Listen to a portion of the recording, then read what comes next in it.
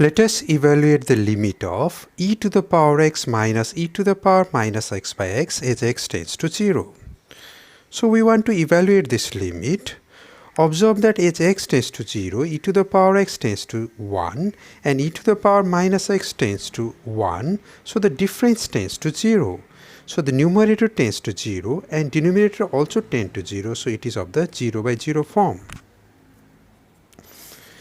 Now we can do it easily by simply multiplying it by e to the power x to the numerator and e to the power x to the denominator. So this is equal to limit x tends to 0. E to the power x times e to the power x is e to the power x whole thing square minus e to the power x times e to the power minus x is just 1 divided by x times e to the power x.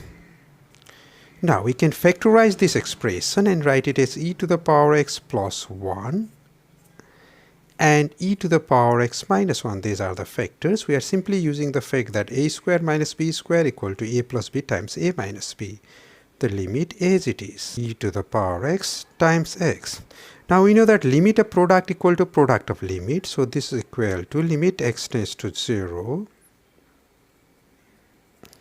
e to the power x plus 1 by e to the power x and the product limit x tends to 0 e to the power x minus 1 by x. As x tends to 0, e to the power x tends to 1 and so 1 plus 1 is 2.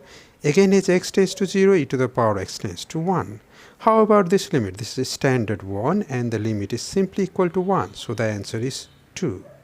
Is there another method of doing it? The answer is yes. Let's apply L'Hopital rule.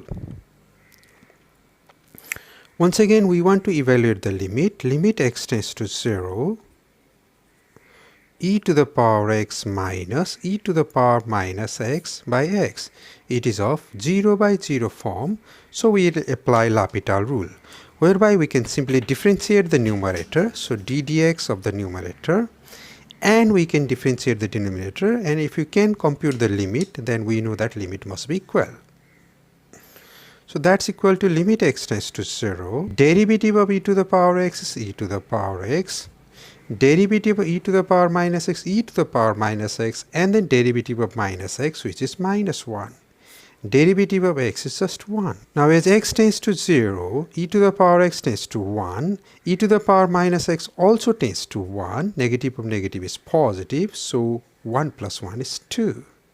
So we did it by two different methods.